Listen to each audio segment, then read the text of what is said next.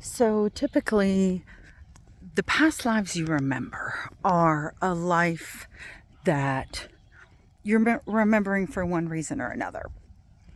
Sometimes it's because there's something you need to resolve. And that's kind of the most stereotypical experience people know about and speak about related to past lives. However, what I have found is sometimes it's less something you need to resolve and more of like a touchstone.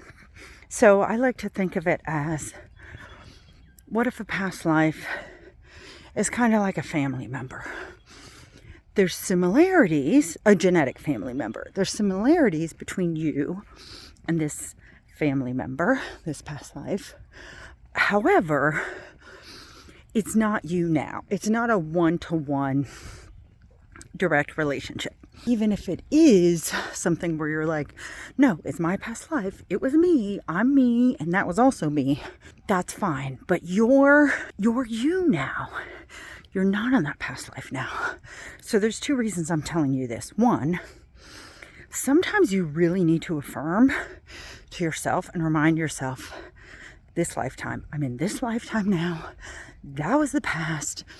And like clearly like settle in to the space, because sometimes the experiences you had, the memories, the instances were so impactful or charged or overwhelming, they're still impacting you. They're still creating fear perhaps, or overwhelm, or this charged energy. So sometimes that. Other times it's like you just, in some ways, want to take it with a grain of salt. Yes, we have these past lives that impacted us. And that is like I said, like a family genetic relative. And you're you now doing different things. And similar to how you can learn things from a relative, like, oh, here's tendencies in my bloodline, tendencies of hereditary temperaments, experiences. It's not a equals B situation. It's informative, and you always have the free will to choose what you want to do with that information.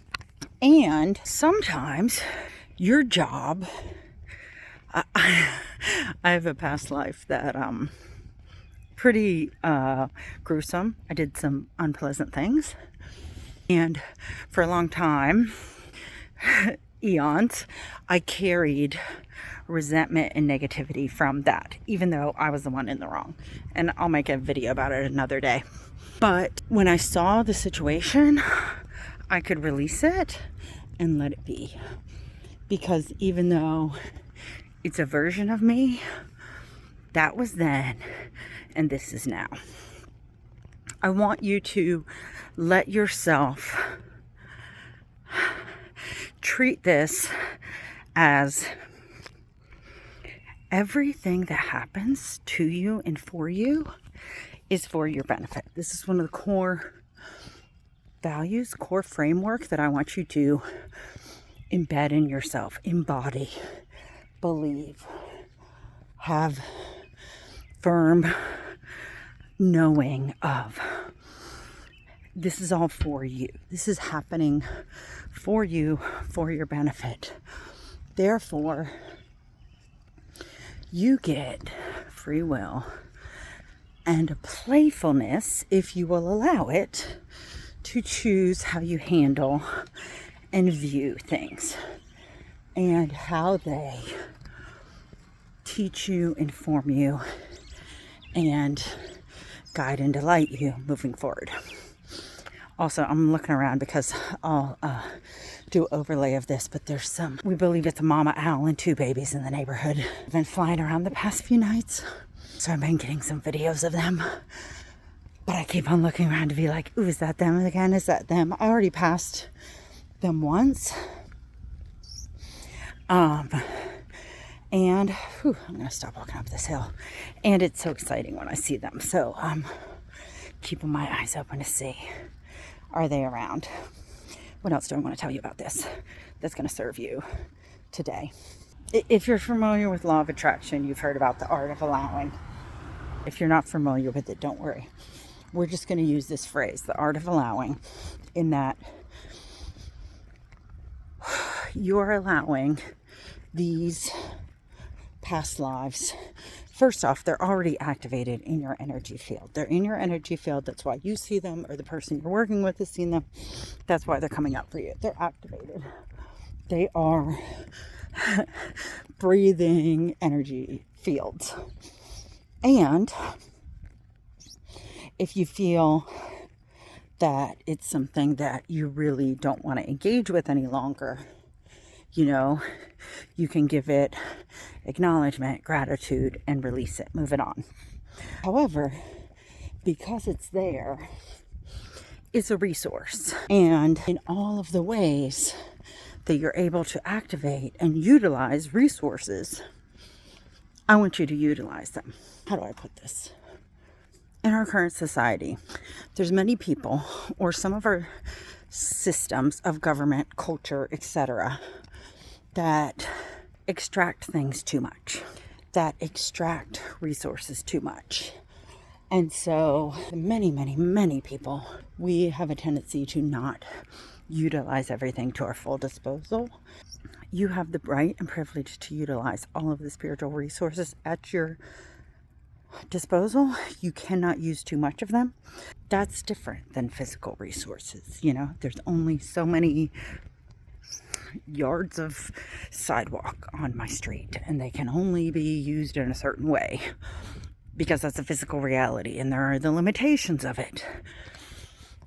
But you're not working with limitations when you're working with things like the spirit world, your spirit guide, connecting to your past lives.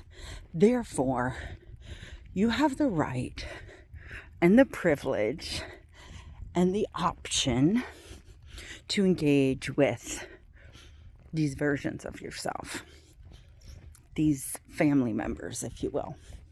In addition to whatever you might need to learn from them, or whatever you might do that's like a healing or a transmutation of energy for them, a release for them, you can also engage with them to get information for yourself about how you can better do things. I have had a few prior times where I had more authority or power, in a political way, than I do right now, or more knowledge of just things that I don't have a knowledge of in this moment. And it's something that I could sit for some reason. I'm remembering this one woman I don't know what her name was, but she lived in England and France during the time of Henry VIII. So it's like she had the knowledge of things of that time period. I'm not going to go in super in depth into that experience right here because it's my personal one.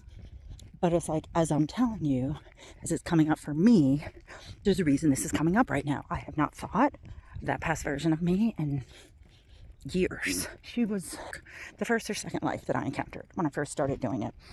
And the one that I was surprisingly kind of more appalled by than the other one, even though the other one did more appalling actions to other people.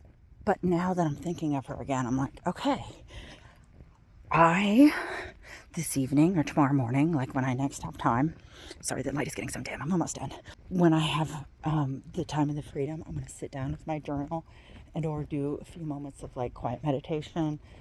You can light a candle if you want. And I'm going to do automatic writing and just ask her, why are you showing up right now? What? Not in a, there's not a bad tone of voice with that. It's what is it right now that is bringing you back? What do you have to share with me? What do you want to let me know? What do you want to give permission to me, or encouragement, clarity, confidence, any of those things? You can ask this version of you, be a reflection back for me.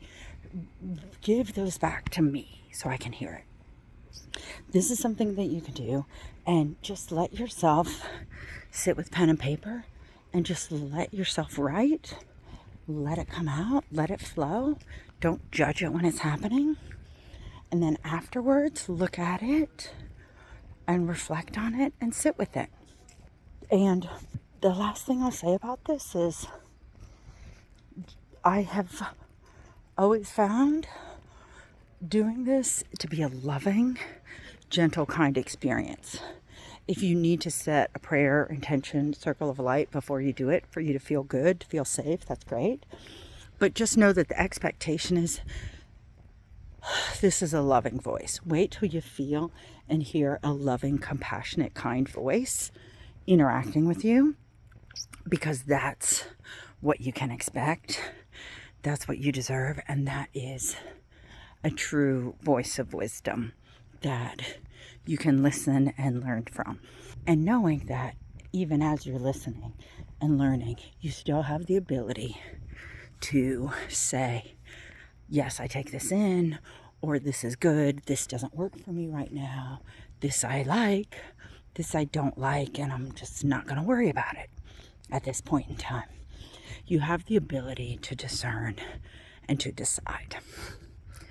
Wishing you all the best. Lots of love.